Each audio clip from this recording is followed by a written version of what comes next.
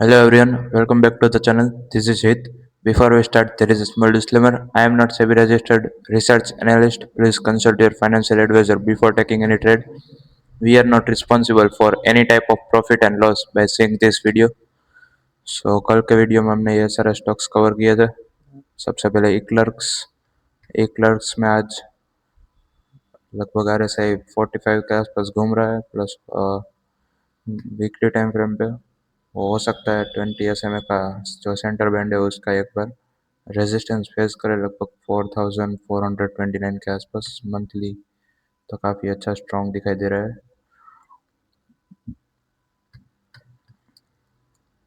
Next TVS motor में आज शानदार मूव आया. यहाँ पे सेंटर बैंड के ऊपर क्लोजिंग आई और रेजिस्टेंस अपना काम कर रहा है. लगभग 3771 के आसपास रेजिस्टेंस है.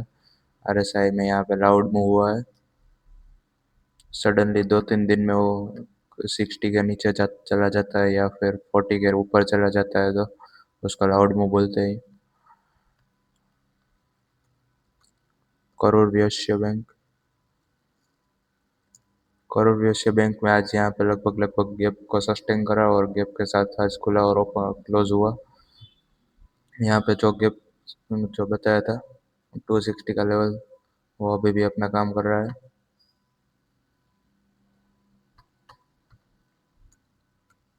होम फर्स्ट होम फर्स्ट में आज यहाँ पे जैसे बोला था मैंने यहाँ पे ट्रैप हो सकता है क्योंकि यहाँ पे लगभग वो लिक्विडिटी के आसपास ट्रेड कर रहा था 1250 के आसपास. सो यहाँ पे हो सकता है. सो ये 1250 के लाइन मैंने बताई थी. एक बुल ट्रैप हुआ है वहाँ से हो सकता है रिवर्सल होएगा तो यहाँ पे काफ़ी अच्छा रिस्क रिवॉर्ड रेशियो रहेगा अगर कल यहाँ पे वो 60 के नीचे RSI चला जाता है तो. एयू बैंक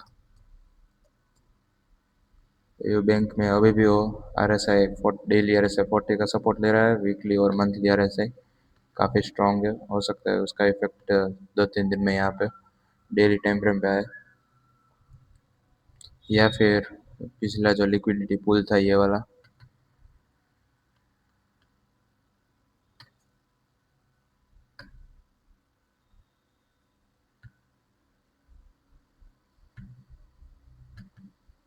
यहाँ तक 916 तक वो नीचे चला जाए और वहाँ पे एक बार सपोर्ट लेके लिक्विडिटी स्वीप करके ऊपर आए.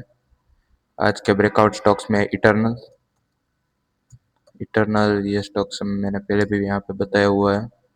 काफ़ी अच्छा है यहाँ पे वो मंथली टाइम फ्रेम पे काफ़ी अच्छा सेंटर बैंड का सपोर्ट ले रहा है और उसका सपोर्ट को सस्टेन भी कर रहा है. लगभग 262 का सपोर्ट है. RSI भले ही वो 60 के नीचे चला जाए.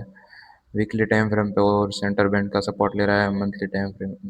वीकली टाइम फ्रेम पे वो लोअर बैंड का सपोर्ट ले रहा है. मंथली टाइम फ्रेम पे सेंटर बैंड का सपोर्ट हो सकता है 2-3 हफ्ते में यहाँ पे एक काफ़ी अच्छी. जैसे TVS मोटर में यहाँ पे मैंने बताया था TVS मोटर में भी ऐसा हुआ था. उसने यहाँ पे सेंटर बैंड का सपोर्ट लिया और डेली टाइम फ्रेम पे अगर आप देखें तो डेली टाइम फ्रेम पे यहाँ पे लोअर बैंड का सपोर्ट लिया और बाद में यहाँ पे आज एक ही दिन में 4.5% चला गया. ऐसा यहाँ भी हो सकता है. इटरनल में सपोर्ट और रेजिस्टेंस की बात करें तो पहला सपोर्ट यहाँ तक रहेगा. यहाँ पे एक गैप का सपोर्ट है. यहाँ पे लिक्विडिटी स्वीप भी हुआ है. सबसे इम्पोर्टेंट यहाँ पे लिक्विडिटी स्वीप हुआ है RSI और उसका इफेक्ट कल हुआ था और आज यहाँ पे उसका इफेक्ट हमें देखने को मिला लगभग 5% तक. अगला रेजिस्टेंस हो सकता है इस कैंडल का हाई.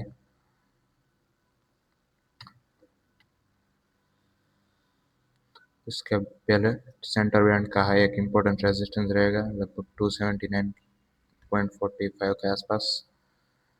305 279.45 एक इम्पोर्टेंट रेजिस्टेंस जोन रहेगा. सपोर्ट रहेगा 256 का लिक्विडिटी स्वीप का सपोर्ट रहेगा. नेक्स्ट जियो फाइनेंस में सबसे पहले मंथली टाइम फ्रेम पे यहाँ पे एक काफ़ी अच्छी गिरावट हमने यहाँ पे देखने को मिली. मंथली टाइम फ्रेम पे गिरावट. वीकली टाइम फ्रेम पे RSI 60 के नीचे चला गया. उसके बाद 40 के नीचे यहाँ पे चला गया. पहले 60 के नीचे, उसके बाद यहाँ पे 40 के नीचे चला गया और गिरावट तेज होती चली गई। डेली टाइम फ्रेम पे यहाँ पे अगर आप देखें तो डेली टाइम फ्रेम पे यहाँ पे जो गैप हुआ था, गैप का सपोर्ट वो ले रहा है। यहाँ पे लोअर बैंड लगभग गैप के आसपास घूम रहा है, जो 248 और उसके बाद 242 एक यहाँ पे जो गैप हुआ था ये वाला,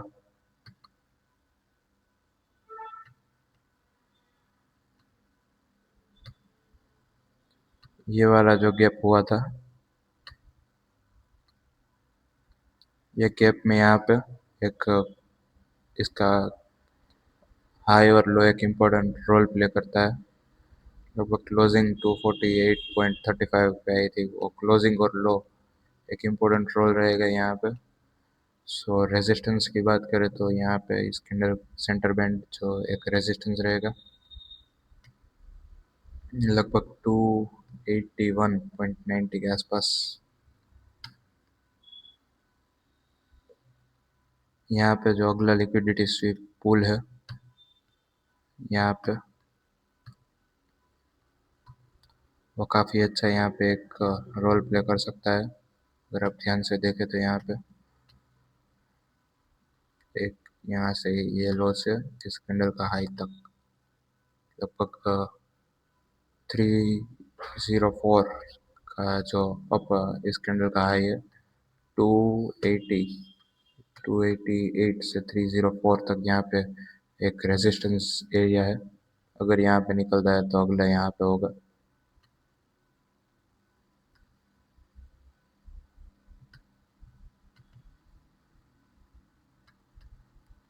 ओवरऑल यहाँ पे 320 320 से 340 तक के एक रेजिस्टेंस है और उसके बाद यहाँ पे 304 से 288 तक का लेवल रहेगा। उससे पहले यहाँ पे इनिशियल सेंटर बैंड को उसको क्रॉस करना पड़ेगा, उसके बाद ये सारे लेवल आ सकते हैं। 281 का सेंटर बैंड लेवल क्रॉस करना पड़ेगा और यहाँ पे सपोर्ट रहेगा 248 और 242। Next power India.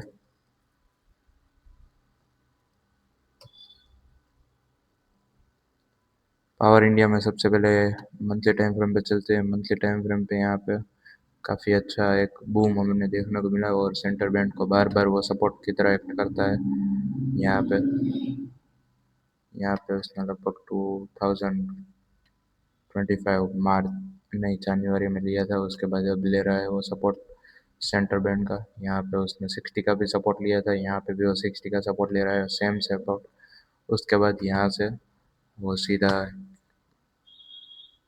इसका बॉटम से यहाँ तक हाई लगाया, 100% का हाई लगाया, लगभग 165% का हाई लगाया लगभग जनवरी 2025 से दिसंबर 2025 में।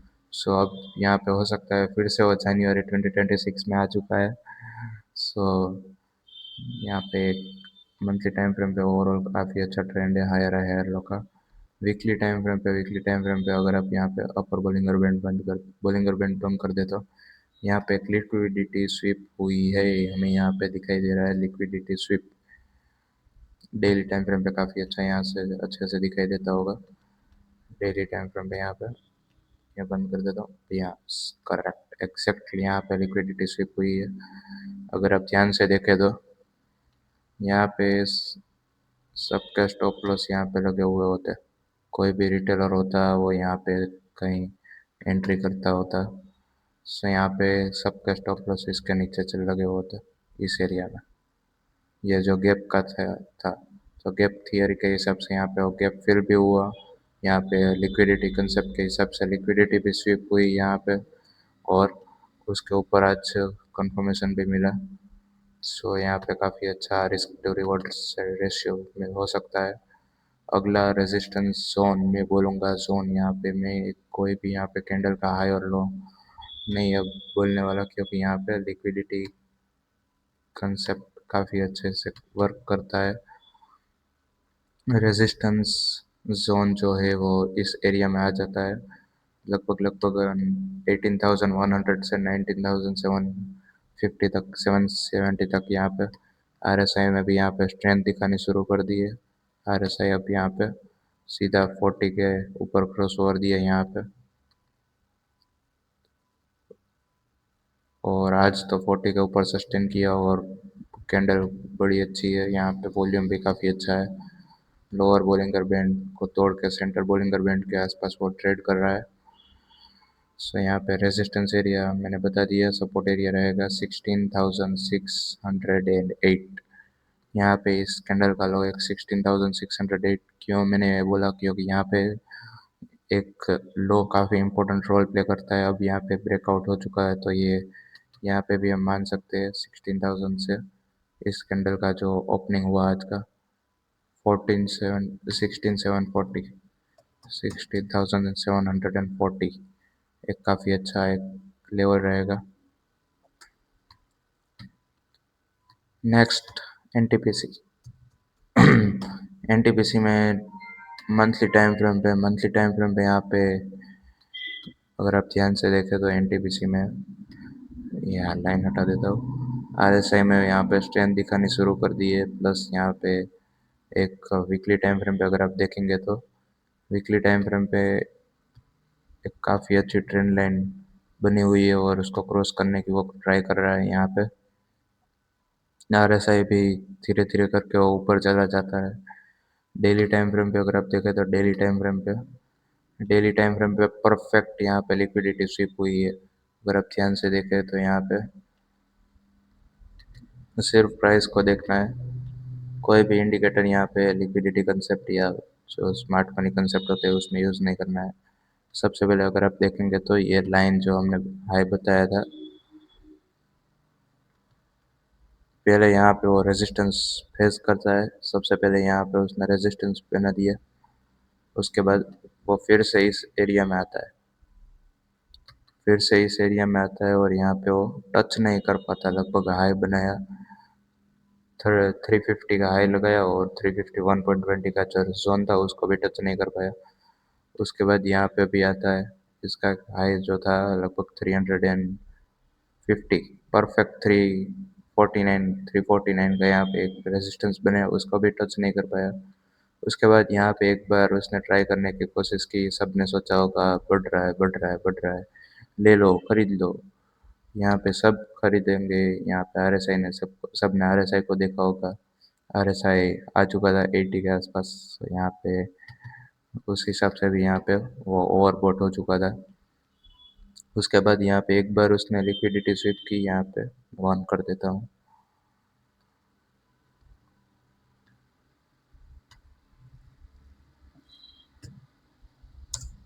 लिक्विडिटी स्वीप उसने फर्स्ट टाइम की यहाँ पे,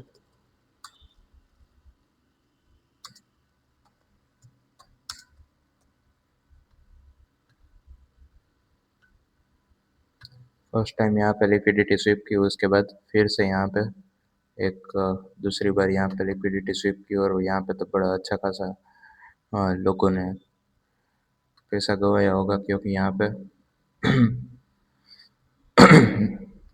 यहाँ पे दूसरी बार यहाँ पे वो लिक्विडिटी स्वीप की उसने। उसके बाद भी अगर आप कोई नहीं समझे होते तो उसको तो भगवान भी नहीं बचा सकता, क्योंकि चार्ट चिल्ला चिल्ला के बोल रहा है, रेजिस्टेंस अपना काम कर रहा है यहाँ पे और कोई सुन ही नहीं रहा। और उसके बाद वो फिर से इस एरिया में आ जाता है। अगर कल यहाँ पे इसके ऊपर बड़ी कैंडल आती है तो ही यहाँ पे बुलिश बायस बनता है और उसके ऊपर जाने की हम सोच सकते हैं। क्योंकि यहाँ पे अगर नेगेटिव बनना होगा उसको तो यहाँ पे वो उसके ऊपर यहाँ पे शेडो लगाएगा और उसके नीचे क्लोजिंग आएगी और उसके बाद यहाँ पे नीचे या वो साइडवेज जा सकता है। ओके, तो यहाँ पे 351 का रेजिस्टेंस इंपॉर्टेंट रहेगा। सपोर्ट लेवल्स की बात करें तो यहाँ पे सपोर्ट लेवल ये रहेगा, ये जो लिक्विडिटी यहाँ पे उसने बनाई थी, ये दोनों लो एक इम्पोर्टेंट जोन बना रहा है इस कैंडल का लो। और यहाँ पे यहाँ तक 336 से 34 के बीच में वो एक important resistance zone support zone रहेगा, रेजिस्टेंस रहेगा 351 का। नेक्स्ट इन्फोसिस। इन्फोसिस में सबसे पहले मंथली टाइम फ्रेम पे यहाँ पे ये ट्रेंड लाइन हटा देता हूँ। मंथली टाइम फ्रेम पे वो लगभग यहाँ पे 43 के आसपास गया और वहाँ से बाउंस कर गया। बोलिंगर बैंड अगर आप देखें तो सेंटर बैंड के आसपास यहाँ पे वो घूम रहा है। वीकली टाइम फ्रेम पे यहाँ पे वो एंड पैटर्न बना रहा था।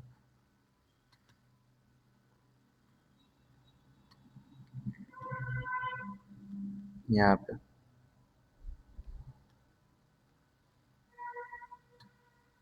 ऊपर गया, नीचे गया और बाद में वापस ऊपर जा रहा है। और यहाँ पे बड़ी सी लिक्विडिटी स्वीप है। इंस्टीट्यूशनल जो भी यहाँ पे फंसे हुए थे उनको अगर निकलना होता, उसने पहले यहाँ पे भी उसने एसएल हंट कर दिया था। यहाँ पे भी उन्होंने एसएल हंट किया हुआ था। अगर का 2-3 हफ्तों के बाद उनको अगर एग्जिट लेना होता और उनका अगर टारगेट होता तो ये हो सकता है। ये एरिया काफ़ी अच्छा यहाँ पे बना हुआ है।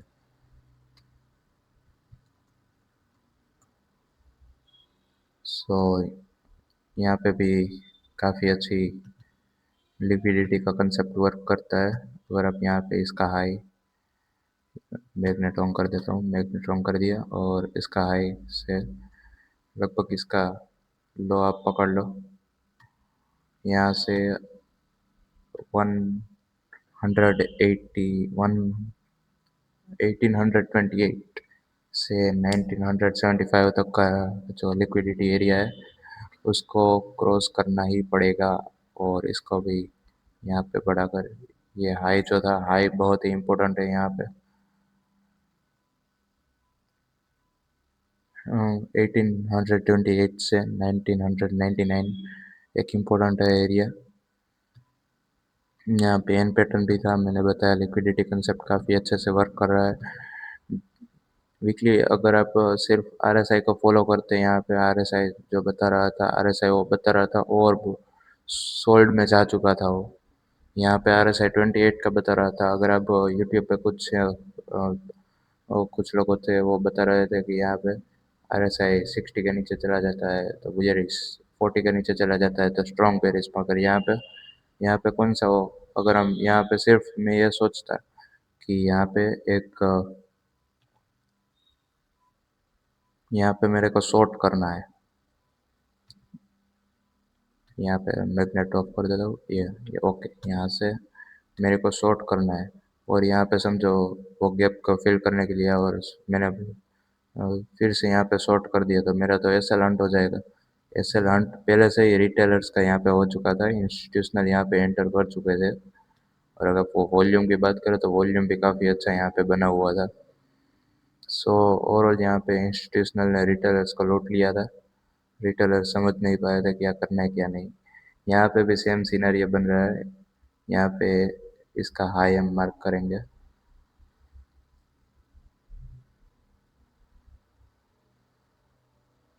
लगभग 1693 तक का जो हाई था उसको एक बार यहाँ पे स्विप कर चुका है। यहाँ पे इस कैंडल का हाई था 1694। सो यहाँ पे ओवरऑल एक बार यहाँ पे वो स्विप कर चुका है। एक मिनट, यहाँ पे वो वीक को वाइट कर देता हूँ। ओके, अब ओके, अब यहाँ पे आपको क्लियरली विजिबल हो रहा होगा लिक्विडिटी कंसेप्ट के हिसाब से। यहाँ पे वो ये लाइन को भी मैंने थोड़ी थिन कर देता हूँ 2px के आसपास। ओके, ये बस यहाँ पे आपको छोटा सा दिखाई दे रहा होगा, काफ़ी अच्छा यहाँ पे एक लिक्विडिटी स्वीप उसने एक बार किया है। अगर एक इस स्वीप को उसने उन्होंने शॉर्ट करा होगा और कैंडल ग्रीन बनी हुई है आरएसआई के हिसाब से, यहाँ पे तो साइडवेज जाना चाहिए स्टॉक। मगर यहाँ पे एक और चीज़ आपको समझनी होगी, यहाँ पे एक और एरिया है जो लिक्विडिटी बना रहा है। अगर आप ध्यान से देखेंगे तो सबसे पहले यहाँ पे लो कौन सा आप मार्क करेंगे, लो स्विंग लो रहेगा ये वाला। ओके, यहाँ पे जो गैप उसने बनाया था उस गैप के हिसाब से यहाँ पे गैप से यहाँ तक एक काफ़ी अच्छा एक स्विंग बना हुआ है, स्विंग लो एक इम्पोर्टेंट लिक्विडिटी एरिया भी बना हुआ है। अगर आप इसको यहाँ तक भी ले जाते हैं, यहाँ पे इस एरिया में काफ़ी अच्छा काफ़ी बार प्राइस एक्शन रिएक्ट कर रहा है, लगभग 1583 से 1526 के आसपास। सो यहाँ पे काफ़ी अच्छा एक शॉर्ट अपॉर्चुनिटी दिखाई दे रही है। सपोर्ट लेवल मैंने बता दिया 1583 से 1526 तक। रेजिस्टेंस एरिया भी मैंने बता दिया, 1693 का एक इम्पोर्टेंट रेजिस्टेंस है। RSI पहले से ही यहाँ पे 60 का क्रॉस करके बेरिश साइन बता रहा है। वॉल्यूम की बात करें तो वॉल्यूम भी काफ़ी अच्छा है, यहाँ पे लाल वॉल्यूम बढ़ता दिखाई दे रहा है। सो यहाँ पे शॉर्ट हो सकता है।